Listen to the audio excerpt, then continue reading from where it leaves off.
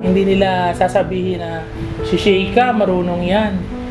Ang sasabihin ng mga kaibigan at mga kakilala sa kanya, si Sheikah, maganda na, mabait pa, pampalubag loob. Daya, ano ang similarity nyo ni Sheikah?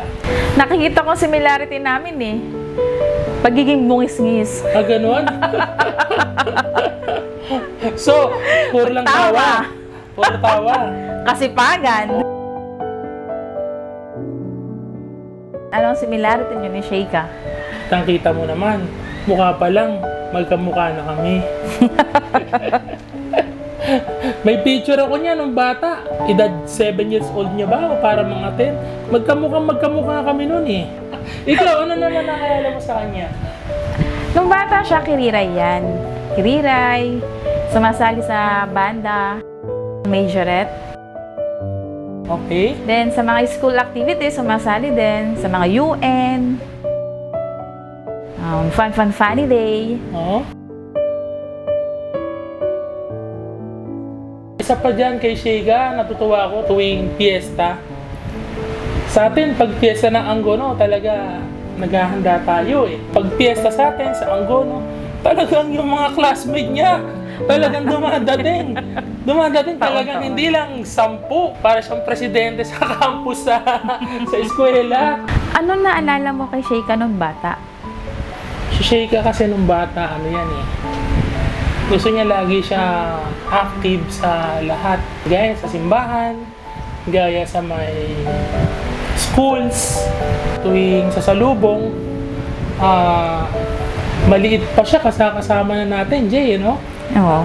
Para sa pakapanood nung salubong, umiilalim pa siya sa andas ng birhen ng pagbati para makapasok sa Galilea. Tapos, habang sumasayaw ang kapitana at ang tinyenta, talagang tuwan-tuwa siya.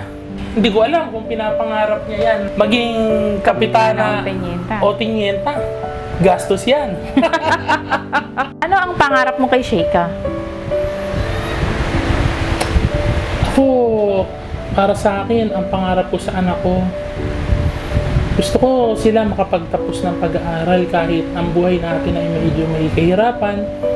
Bagay, wala namang buhay na madali.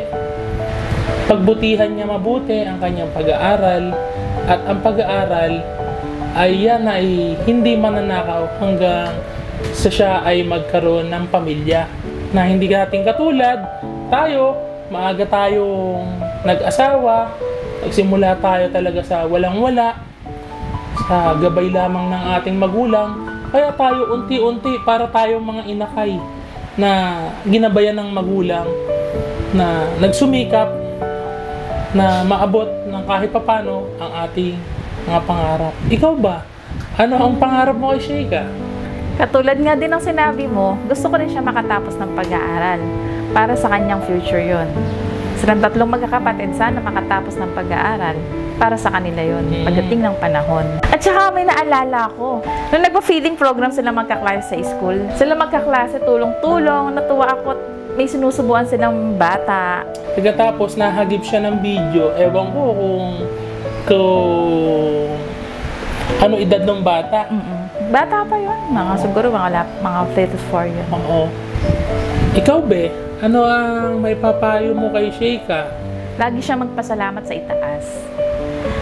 Dahil sa kanya lahat ng gagaling ang mga blessings na natatamo natin. Na hanggang ngayon, tayo ay bigyan ng pagkakataon para ito ay Amen. May sagawa, may celebration para sa kanyang 18th birthday. Okay. Lagi magpasalamat sa Panginoon. May inspirational message ka ba para sa kanya? Inspirational message ko sa kanya, dapat laging abot tanaw ng kanyang 2 mata ang biyaya ng Panginoon. Kasi bakit?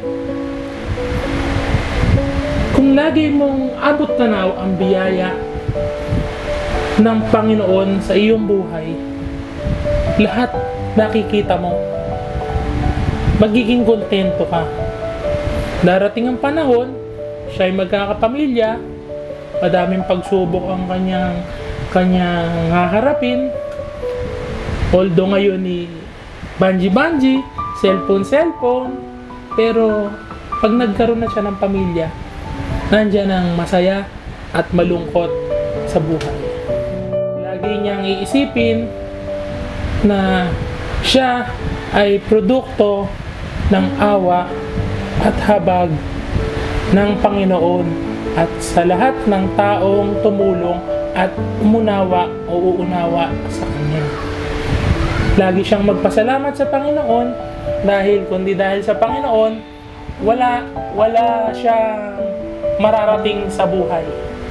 Kaya be grateful, be thankful, be humble. Amen.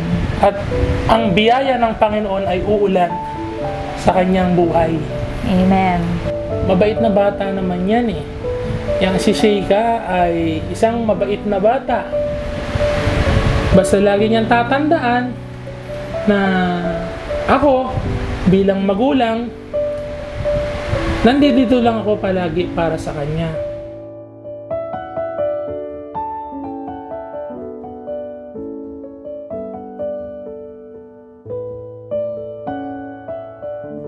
Happy birthday, Sheikha! We love you!